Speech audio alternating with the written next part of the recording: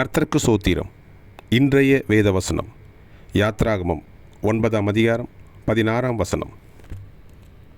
என்னுடைய வல்லமையை உன்னிடத்தில் காண்பிக்கும்படியாகவும் என் நாமம் பூமியிலெங்கும் பிரஸ்தாபமாகும்படியாகவும் உன்னை நிலைநிறுத்துவேன். ஆமென். யாத்ராகமம் 9ஆம் அதிகாரம் 16ஆம் வசனம். என்னுடைய வல்லமையை உன்னிடத்தில் காண்பிக்கும்படியாகவும் என் நாமம் பூமியிலெங்கும் பிரஸ்தாபமாகும்படியாகவும் உன்னை நிலைநிறுத்துவேன். ஆமென்.